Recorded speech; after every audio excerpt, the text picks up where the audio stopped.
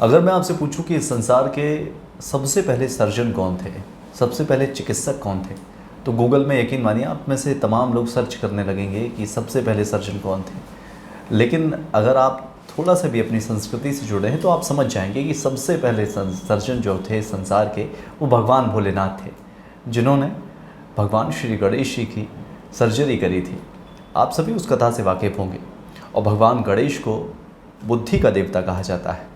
और वर्तमान समय में मनुष्यों में बहुत कम बुद्धि देखने मिलती है, क्योंकि साइंस भी इस बात को मानता है कि बहुत कम ऐसे लोग हैं जो अपनी बुद्धिमत्ता का इस्तेमाल कर पाते हैं। लेकिन यकीन मानिए, एक कहावत कही जाती है जिसके बारे में हम और आप समझते हैं और जानते हैं, जो वो ये है कि संसार में अगर भगवान मनुष्य अवतार में आ सकते हैं तो मनुष्य भी भगवान बन सकते हैं। नमस्कार, पल पल इंडिया न्यूज़ में आप तमाम दर्शकों का मैं प्रखर स्वागत करता हूं। हम पल पल हेल्थ केयर में आज एक ख़ास मेहमान से, एक ख़ास डॉक्टर से आपको मिलवाने वाले हैं, जो अपने काम से, अपनी कर्मठता से हर इस बात को सिद्ध करते हैं कि मुश्किल के वक्त में हम आपके साथ में खड़े हुए हैं। तो संस्कारधानी के जाने माने डॉक्टर प्रियांशु दीक्षित जी हमारे साथ में हैं, जो कि ऑर्थोपेडिक सर्जन हैं, जिसे हिंदी में हड्डी रोग विशेषज्ञ कहा जाता है। सर, पल पल इंडिया न्यूज़ में आपका बहुत बहुत स्वागत है। नमस्कार जी। सर, सबसे पहला मेरा सवाल यही है कि आप हमारे दर्शकों को अपने बारे में कुछ बताएं। मैं डॉक्टर प्रियांशु दीक्षित, मैं ऑर्थोपेडिक सर्जन हूँ। मैंने अपनी शिक्षा जबलपुर के बाद में मैं कुछ समय पूना में था। इसके बाद में मैंने लंदन में भी कुछ समय व्यतीत किया और मैंने आर्थ्रोस्कोपी सर्जरी एवं जॉइंट रिप्लेसमेंट सर्जरी में मैंने मेरा फेलोशिप करने के बाद में मैं अपनी सेवाएं जबलपुर में दे रहा हूँ। मेरा clinic Dikshit pride Taiyab Ali petrol pump के पास ग्राउंड फ्लोर पे स्थित है, जहाँ पे मैं रहता हूँ और पेशेंट्स को डील करता हूँ। जी सर, चूँकि आप हड्डी रोग विशेषज्ञ हैं, मैंने संजय दत्त की फिल्में अक्सर देखी हैं, उसमें वो हड्डी तोड़ने से पहले नहीं सोचते हैं, और ये डायलॉग भी आपने सुने होंगे। तो सबसे पहला सवाल मेरा यही है कि हड्डी का कितनी ज़रूरी चीज़ होती है किसी शरीर में, किसी ह्यूमन बॉडी में? देखिए, ह्यूमन बॉडी में अगर आप समझेंगे तो सबसे मजबूत टिश्यू जो है वो बोन है, वो हड्डी है जी। और अगर हम उसका ध्यान नहीं रखेंगे, क्योंकि बोन जो है हमारे शरीर का एक मेन टिश्यू होता है जो कि शरीर को मजबूती देता है, और उसके बगैर कुछ चीज़ संभव नहीं है। और इसका ध्यान रखना भी बहुत ज़्यादा ज़रूरी है। अगर हम इसका ध्यान नहीं रखेंगे तो हम बहुत मुश्किलों में भी पड़ सकते हैं। जी सर, आमतौर पे ये देखा गया है कि लोग ध्यान नहीं रखते हैं। आपने चूँकि ध्यान का जिक्र किया, लेकिन बहुतेरे लोग ऐसे हैं जो लापरवाहियाँ ही बरतते हैं। लेकिन जो लोग जानबूझ के हिदायत फॉलो नहीं करते हैं, तो किस तरह की वो हिदायतें हैं जो आमतौर पर दैनिक जीवन में हर एक व्यक्ति को जो स्वस्थ है उसे फॉलो करनी चाहिए? ये आपने बहुत अच्छा सवाल पूछा कि स्वस्थ लोगों को किस तरीके से अपने हड्डियों का ध्यान रखना चाहिए, बोन का ध्यान रखना चाहिए। देखिए, व्यायाम जो है वो सबसे ज़रूरी चीज़ है। अगर हम नियमित रूप से व्यायाम करेंगे तो हमारी हड्डियां मजबूत रहेंगी। अगर हम अपने खाने पीने का, पोषण का थोड़ा सा ध्यान रखेंगे तो हमारी हड्डियां जो रहेंगी वो मजबूत रहेंगी। योगा विशेषकर से बहुत अच्छी एक टेक्निक है, जो सिंपल टेक्निक पुरातन भारत ने हमें एक वरदान दिया हुआ है। अगर हम उसको नियमित रूप से फॉलो करते हैं तो काफ़ी ऐसी समस्याएं हैं, दैनिक समस्याएं हैं, जिनको मैं कहूँगा जिससे हम बच सकते हैं। जैसे कमर दर्द हो गया या आपका गर्दन का दर्द हो गया, इन चीज़ों से हम निजात पा सकते हैं। वो कॉमन पर्सन, एक वो हेल्दी मैन जो कि अगर रेगुलरली एक्सरसाइज करेगा तो वो इन सब चीज़ों को काफ़ी समय तक के लिए अवॉइड कर सकता है अपने लाइफ से। जी, चूँकि सर आपने गर्दन के दर्द का जिक्र किया, अमूमन आज की ज़िंदगी बहुत भाग दौड़ भरी हो गई है।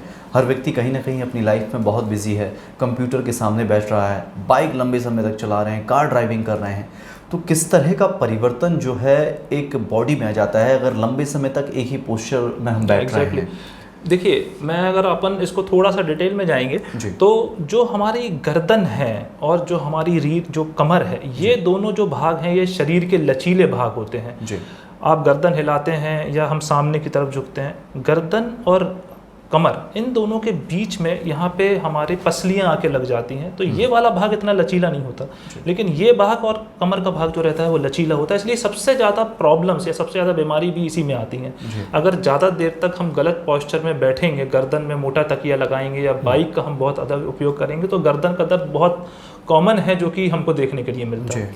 अगर हम इसको अवॉइड करना चाहते हैं तो इसके लिए कुछ स्पेसिफिक एक्सरसाइजेज हैं, अगर हम उसको हम नियमित रूप से फॉलो करें तो डेफिनेटली इससे बचा जा सकता है, हम इससे ओवरकम हो सकते हैं।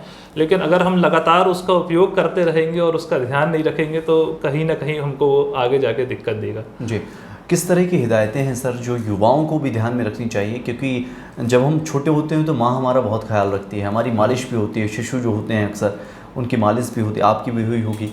तो किस तरह से एक जो बच्चा है उसे एक माँ को और एक पेरेंट्स को देखभाल करके बड़ा करना चाहिए?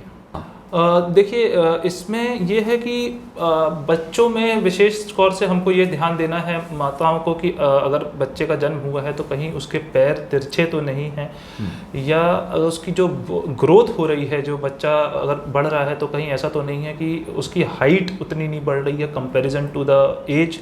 ये अगर ये 3-4 चीज़ें होती हैं तो फिर इस बात के लिए माँ बाप को थोड़ा सा अलर्ट होना चाहिए।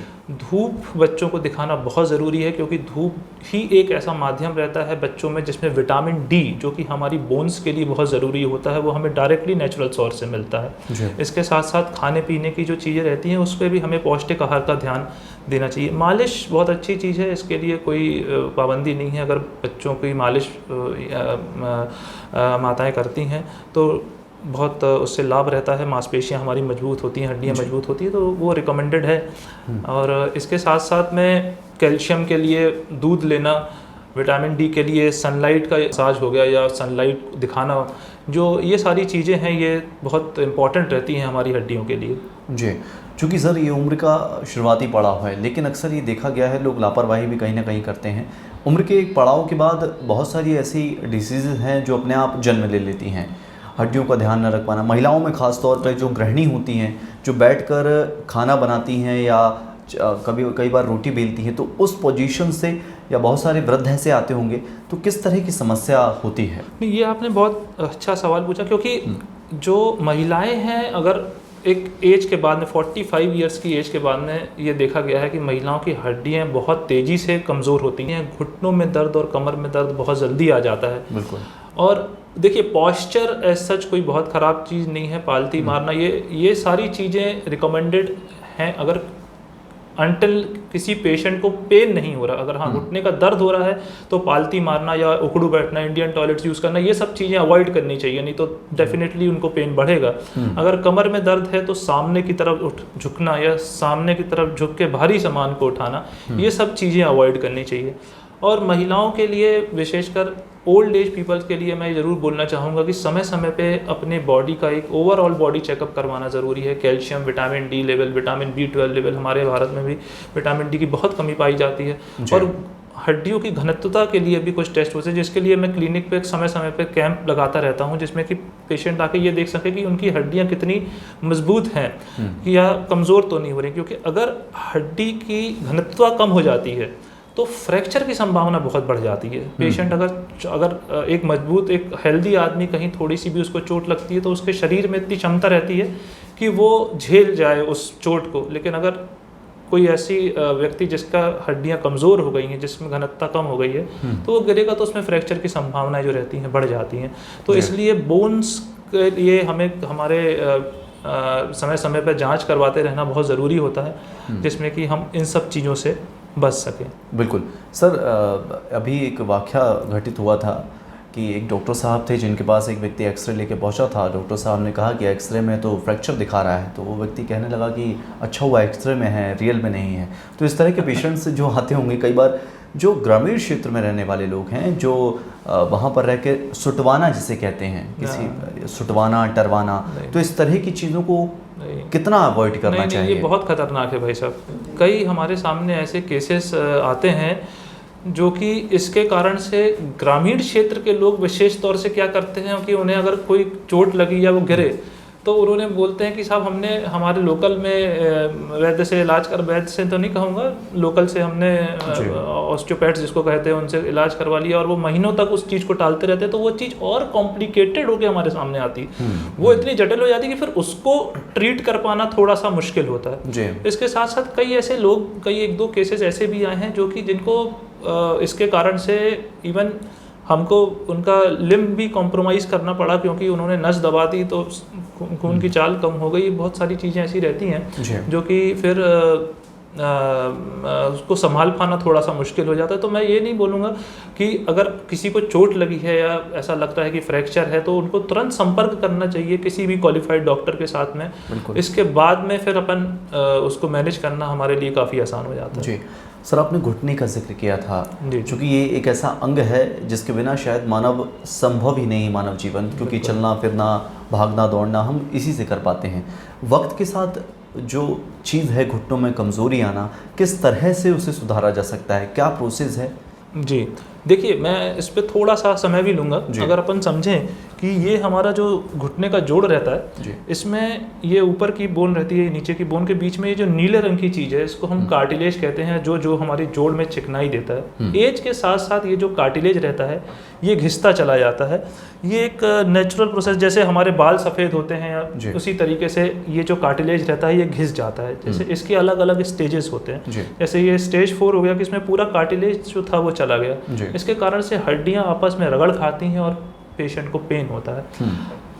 अब अगर हम इस स्टेज में इसकी अगर हम जल्दी हमारे घुटने दर्द को अगर पेशेंट हमारे पास में आता तो डेफिनेटली हम उसको सर्जरी से बचा सकते हैं।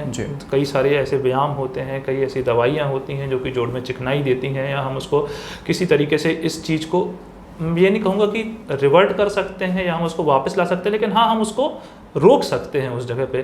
तो ये बहुत इम्पॉर्टेंट है कि हम उसको जल्द पहचानें और जल्द हमसे लोग संपर्क करें, क्योंकि अगर लेट स्टेजेस में आते हैं तो फिर डेफिनेटली सर्जरी के अलावा और कोई ऑप्शंस नहीं रहते हैं। फिर वो जोड़ प्रत्यारोपण का हमको करना पड़ता, विकल्प बचता है। इसके अलावा हाँ, अगर अर्ली स्टेजेस में आते हैं तो दूरबीन पद्धति से भी इसका इलाज संभव होता है। प्लस कुछ छोटे प्रोसीजर्स ऐसे होते हैं जिसको करने के बाद में भी पेशेंट्स को काफ़ी समय तक हम स्वस्थ महसूस करवा सकते हैं, पेशेंट स्वस्थ रहते हैं और उनका जोड़ प्रत्यारोपण का जो वो है वो मतलब टाइम पीरियड जो रहता है वो इंक्रीज हो जाता है। जी तो सर, चूँकि इसका सिम्टम्स क्या है, किस तरह से व्यक्ति समझ सकता है कि मुझे ये तकलीफ हो रही है, किस तरह का पेन होता है एक व्यक्ति को?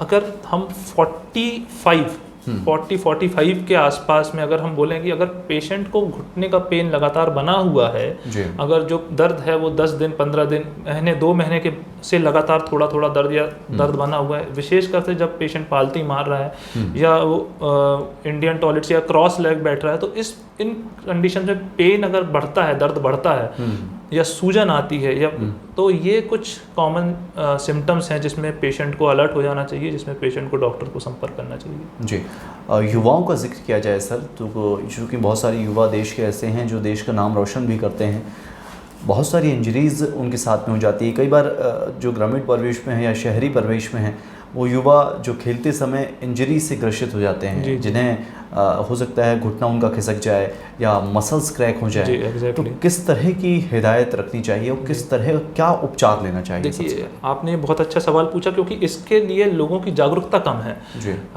ये जो आपने जिस तरीके की चोट की बात करी, इसको हम स्पोर्ट्स इंजरी के अंतर्गत लेके आते हैं। स्पोर्ट्स इंजरी का मतलब होता है कि एक युवा व्यक्ति अगर वो गिरा, उसको बाइक से सपोज करें कि अपन गिरा या वो खेलते हुए गिरा और उसके घुटने में स्वेलिंग आ गई, सूजन आ गई, हमने एक्सरे किया, एक्सरे में किसी भी प्रकार का फ्रैक्चर नहीं है, लेकिन पेशेंट को दर्द बना हुआ है, लचक है, या मतलब घुटने चलते हैं तो ऐसा लगता है कि घुटना उतर जाएगा, या दर्द बना हुआ है। इसी तरीके से कंधे की चोट अगर लगती है तो ऐसा लगता है कि कंधा उतर गया। तो ये सब चीज़ें जो रहती हैं ये लिगामेंट इंजरीज के अंदर आती हैं। इसके लिए जो है मैं आर्थ्रोस्कोपी सर्जरी के माध्यम से इसका इलाज संभव है। अगर हम इसमें बिना चीड़ा फाड़ी के केवल 2 या 3 टाँके लगा के जो है इनका इलाज संभव हो जाता है। आज जबलपुर में भी हम ये काफ़ी समय से कर रहे हैं।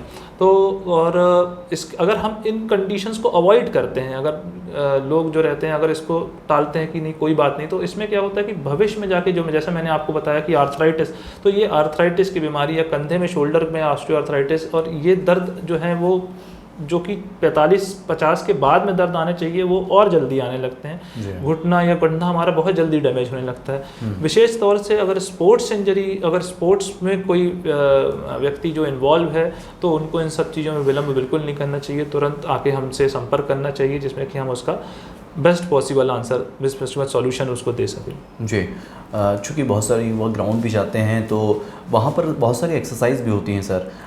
दौड़ते समय ख़ास तौर पे शूज़ हमारे हैं या स्लीपर्स हमारी जो भी हैं, किस तरह की क्वालिटी की चीज़ों का इस्तेमाल करना चाहिए, क्योंकि उनका भी बहुत बड़ा फ़र्क पड़ता है। एग्जैक्टली, आपने बिल्कुल सही बोला कि देखिए हम अगर किसी भी अगर एक्सरसाइज की अगर हम बात करें तो जो जिम में जो व्यक्ति लोग जाते हैं हमारे युवा जाते हैं तो उनको वार्म अप करना बहुत ज़रूरी है, क्योंकि अगर हम बगैर वार्म अप करें, हमारी मसल्स को बगैर स्ट्रेच करें, सीधे एक्सरसाइज करने में, वेट लिफ्टिंग करने के, तो वो बहुत एक कॉमन सोर्स ऑफ इंजरी रहता है जिसमें कि पेशेंट्स हमारे पास में इस तरीके की लिगामेंट इंजरी, मसल स्प्रेन्स लेके आते हैं। अगर अपन ग्राउंड फील्ड की बात करते हैं तो बहुत ज़्यादा हार्ड सरफेस पे दौड़ना जो है वो नुकसानदायक रहता है।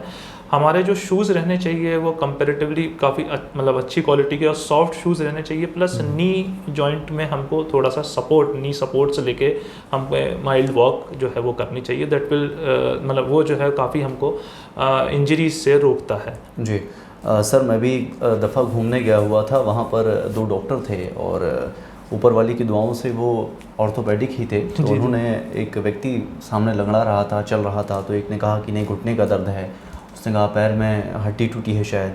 जब नज़दीक जाकर दोनों डॉक्टरों ने पूछा कि आखिरकार समस्या क्या है, तो उन्होंने कहा देखिए मेरी हड्डी नहीं टूटी है, मेरा घुटना भी ख़राब नहीं है, मेरी चप्पल ख़राब है। तो सर इस तरह की चीज़ें जब लोग करते हैं, ये जो लोग एक्स्ट्रा देख के बता देते हैं, खुद में ज्ञानी बन जाते हैं, ब्रह्म ज्ञानी जिन्हें कहा जाता है, तो इस तरह के लोगों के लिए क्या हिदायतें हैं? मतलब आप जनरल पब्लिक के बारे में? जी जनरल। नहीं ठीक है, देखिए सब अपने इन जो विशेषकर से हड्डियों के बारे में जो है बहुत सारी चीज़ें जो है वो लोगों की सलाहें अपनी अपनी जगह रहती है, और हम लोग भी डेली उसको फेस करते हैं जब हम पेशेंट्स को देखते हैं। और देखिए कुछ हद तक कुछ अगर नुस्खे, अगर हम घरेलू नुस्खे की बात करते हैं घरेलू, तो वो कुछ हद तक ठीक भी हैं। जैसे मैं खुद प्रमोट करता हूँ कि भाई अगर आपको घुटने का दर्द है या महिलाओं को जैसे घुटने का दर्द है तो हल्दी का सेवन करना बहुत अच्छी चीज़ है। अगर वो एक नेचुरल एंटी इन्फ्लेमेटरी रहती है, बॉडी में इन्फ्लेमेशन को, सूजन को कम करती है, तो गुनगुना पानी पीना, हल्दी का इस्तेमाल करना, या महिलाओं के लिए विशेषकर सोयाबीन और जो नॉर्मल हमारी ये चीज़ें रहती हैं जिसमें कि हम हरी सब्जियाँ और फल वगैरह, ये सब तो ठीक है। लेकिन हाँ ये कहना, जैसा आपने पहले भी कहा, सुटवा लेना या मालिश करवा लेना, ये सब चीज़ें कई बार तो ठीक है। जैसे आपने कई बार इंसिडेंट्स भी सुने होंगे कि नाई की दुकान में लोगों ने गर्दन में मालिश करवाना शुरू करी और वो पेशेंट ऑन स्पॉट ख़त्म हो गया। तो क्योंकि गर्दन बहुत इंपॉर्टेंट चीज़ है, यहाँ से सारी नसें जाती हैं और उन्होंने ये किया और पैरालिसिस हो जाता है पेशेंट को। तो कुछ चीज़ें जो ऐसी हैं जिनके बारे में हमको बहुत सतर्क रहना चाहिए, और जो कुछ घरेलू नुस्खे हैं वो डेफिनेटली बहुत उपयोगी भी हैं और उनको आपकी डॉक्टर की सलाह से फॉलो भी करना चाहिए। जी सर, चूँकि बहुत सारे लोग ये भी जानना चाहते हैं कि इन तमाम चीज़ों में किस तरह का खर्चा आता है और किस खर्चे में ये संभव है इलाज? देखिए अब तो भारत सरकार ने जो आयुष्मान योजना लेके आए हैं उसमें कई सारे ऑपरेशन हम पेशेंट्स के मतलब लगभग ना के बराबर जो है उसमें हम ऑपरेट कर रहे हैं। तो डेफिनेटली और डिपेंड करता है कि अब जोड़ प्रत्यारोपण में भी बहुत सारी चीज़ें गवर्नमेंट ऑफ इंडिया ने आयुष्मान योजना के लिए, जो हमारे गरीब वर्ग के लोग हैं उनके लिए तो ये बहुत उपयोगी है और जो संभव है। और देखिए अब ऐसा एक ब्रॉडली कह पाना कि किसमें खर्च कितना है ये तो एक बहुत वेग टर्म हो जाता है। हम पेशेंट को देख के असेस करके उसकी जनरल कंडीशन देख के क्या सर्जरी उसकी होनी है उसके हिसाब से ही हम डिसाइड कर पाते हैं। लेकिन हाँ मैं मेरी क्लिनिक पे रहता हूँ तो मेरे पास में किसी भी वर्ग का अगर मरीज आता है, अगर हमारे पास मेडिक्लेम पेशेंट्स आते हैं तो डेफिनेटली उनके लिए हमारे पास में अदर ऑप्शंस रहते हैं। अगर हमारे पास में कुछ पेशेंट आते हैं कि नहीं डॉक्टर साहब हम गरीब हैं या हमारे पास में पैसे नहीं हैं, तो फिर वो आयुष्मान माध्यम से किसी न किसी हॉस्पिटल में जो है उनको ऑपरेशन जो है वो संभव हो जाते हैं, जिसमें कि पेशेंट को लगभग ना के बराबर ही खर्चा आता है। सर चूँकि सिलसिला हमारी बातचीत का यूँ ही चलता रहेगा और आखिरी समय के पड़ाव में पहुँच चुके हैं, तो किस तरह का पोषण है जो व्यक्ति को लेना चाहिए, चाहे वो स्वस्थ व्यक्ति हो चाहे वो किसी इंजरी से ग्रसित व्यक्ति हो, तो किस तरह का पोषण है जो आपके हिसाब से लेना चाहिए? जी, पोषण मेरा ऐसा मानना है कि जो वाइट शुगर, सफ़ेद शक्कर जो है वो सबसे ज़्यादा घातक चीज़ है। उसका सेवन हम जितना कम करेंगे हमारे शरीर में उतना लाभ हमें मिलेगा। इसके साथ साथ बिल्कुल आप पोषण जो है डाइट हमारी एक लिमिटेड संतुलित डाइट रहनी चाहिए, और जिसमें हरी सब्जियां, फल, हरी सब्जियां हो गई, फल हो गए, मिल्क हो गया, दूध हो गया, और हड्डियों के लिए अगर हम बात करें तो रागी और सोयाबीन विशेषकर महिलाओं के लिए ये सब चीज़ें काफ़ी उपयोगी होती हैं, तो ये लेते रहना चाहिए। एंड एक्सरसाइज, व्यायाम करना बहुत ज़रूरी। जितने अपने हम शरीर को व्यायाम करते हैं उतनी हम हड्डियों को मजबूत बनाते हैं।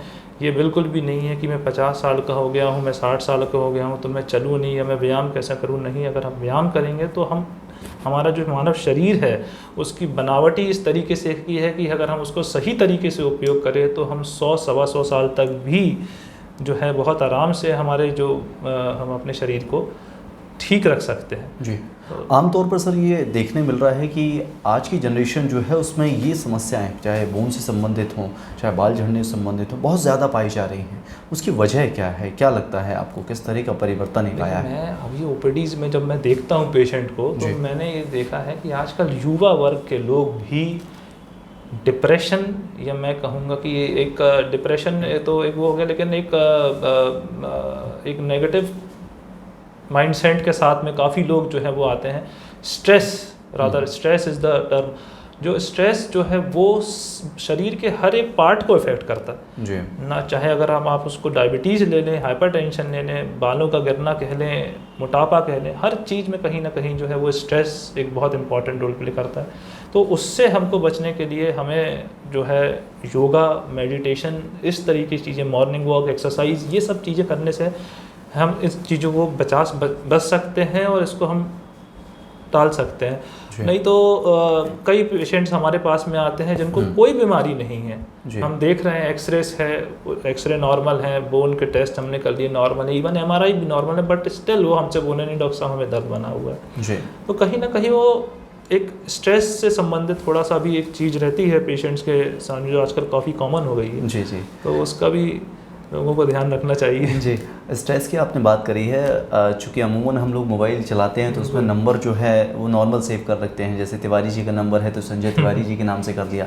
देखिए, हम जानना चाहते हैं कि डॉक्टर्स कैसे, जैसे मान लीजिए चूँकि बीमारियों से आप ग्रह रहते हैं, आप तमाम बीमारियाँ देखते हैं, जैसे आपने बड़े भाई का नाम रख दिया कि भाई सिर दर्द की बीमारी, तो हम जानना चाहेंगे कि आप अपनी पत्नी का नाम जो है किस नाम से सेव करेंगे? नहीं, पत्नी का नाम तो मेरी पत्नी का नाम निधि है, और मैं तो वैसे अगर आप सेव करते तो लाइलाज बीमारी सेव करते शायद। लाइलाज नहीं, देखिए मैं आपको फिर से इस पे लेके जाऊंगा। जी जी, क्योंकि मेरा ऐसा मानना है कि जिस शब्द का प्रयोग भी हम करते हैं वो हमें अफेक्ट करती है। बिल्कुल। तो मेरी जो धर्मपत्नी है, मैं उसको बहुत प्रेम करता हूँ और मैं उसको बहुत सराहना करता हूँ, क्योंकि कहीं ना कहीं उसने मुझे बहुत सपोर्ट किया है यहाँ तक आने में। मैं यही आने वाला था सर आपके पास। तो किस तरह का सपोर्ट, चूँकि कहा जाता है हर पुरुष के पीछे एक महिला का हाथ होता है, और वो महिला जो खुद एक डॉक्टर है पेशे से और कहीं ना कहीं आपको भी सशक्त बनाती हैं। किस तरह से आपके परिवार का सपोर्ट रहा है, किस तरह से उनका सपोर्ट रहा है? देखिए, परिवार का सपोर्ट तो शुरू से रहा है। मेरे पिताजी खुद डॉक्टर हैं, डॉक्टर प्रभात दीक्षित, जो कि गड़ा फाटक में पिछले 30 सालों से अपनी सेवाएं दे रहे हैं। और रादर जितने भी गरीब वर्ग के लोग होते हैं पिताजी के पास में जाते हैं, क्योंकि काफ़ी उनके समय से एक प्रैक्टिस है जी। उनका शुरू से इच्छा थी कि मैं डॉक्टर बनूं, तो उन्होंने मुझे एक प्रेरणा दी कि मैं भी सेवा करूं अपने जबलपुर वासियों की। इस तरीके से जब मैं MBBS में पहुंचा तो मेरी मुलाकात निधि से हुई, और उसने मुझे जिसको कॉन्सेप्चुअली किस तरीके से पढ़ाई करनी चाहिए और किस तरीके से अप्रोच करना चाहिए वो समझाया, मैं ये बोलूँगा जी। और कभी भी कई बार ऐसा होता है, हम भी ऑपरेट करके आते हैं या कुछ ऐसा चीज़ें करके आते हैं, तो हमको लगता है अगर पेशेंट की टेंशन रहती है हमारे दिमाग में, तो वो मेरे साथ में हमेशा एक कंधे से कंधा मिलाकर खड़ी रहती है, मुझे हमेशा सपोर्ट करती है कि नहीं कुछ नहीं होगा, एंड ऑलवेज उसका एक सपोर्टिंग एटीट्यूड रहता है। तो उससे मेरा मनोबल काफ़ी बढ़ जाता है। तो डेफिनेटली उसका एक बहुत अहम रोल रहा है मेरी फैमिली का और निधि का इन सब चीज़ों में, तो उसका तो मैं शब्दों में बयां कर पाना मुश्किल है। और जाते जाते संस्कार धानी के तमाम लोगों से, हमारे पल पल इंडिया के तमाम दर्शकों से क्या संदेश, क्या मैसेज देना चाहेंगे आप? जी, मैं एक ही मैसेज देना चाहूँगा कि हमारे जो किसी भी वर्ग के, जो किसी भी एज के जो भी व्यक्ति हैं, उनके लिए एक्सरसाइज, व्यायाम करना बहुत ज़रूरी है। स्ट्रेस से बचें, योगा कीजिए, मेडिटेशन ज़रूरी है आज के युग में, संतुलित आहार लें और अपना ध्यान रखें। बाइक्स या जो रोड एक्सीडेंट्स भी बहुत कॉमन हैं, तो कृपया किसी भी तरीके से नशे में आप गाड़ी वगैरह चलाना जो है उसको अवॉइड करें। और अगर किसी भी प्रकार की से समस्या आपको होती है तो तुरंत अपने डॉक्टर से संपर्क करें, जिसमें कि हम उसका समाधान जल्द से जल्द कर सकें। जी, बहुत बहुत शुक्रिया सर आपका हमारे साथ जुड़ने के लिए, तमाम जानकारी साझा करने के लिए। हमारे साथ थे डॉक्टर प्रियांशु दीक्षित जी, जो कि ऑर्थोपेडिक सर्जन हैं, जिनसे हमने खास बातचीत करी, बहुत सारी रोगों के बारे में बात करी, हड्डी संबंधित क्या हिदायतें हमें फॉलो करनी चाहिए, ये भी आपने जाना। तो एक बात बहुत अच्छी सूरज जी ने कही है, दादाजी ने कही है कि ना ही दौलत, ना ही ताकत, ना शोहरत लेके जाएगा, ना ही ताज, ना ही हुकूमत लेके जाएगा। ज़मीन व आसमां के दरमियान सिर्फ़ एक ही सच है, वही ज़िंदा रहेगा जो मोहब्बत लेके जाएगा। तो अपने दिलों में मोहब्बत बसाए रखें और योगा ज़रूर करें और अपना और अपने अपनों का ख्याल रखें। फिर मिलेंगे किसी खास मेहमान के साथ। नमस्कार, लगातार देखते रहिएगा पल पल इंडिया न्यूज़।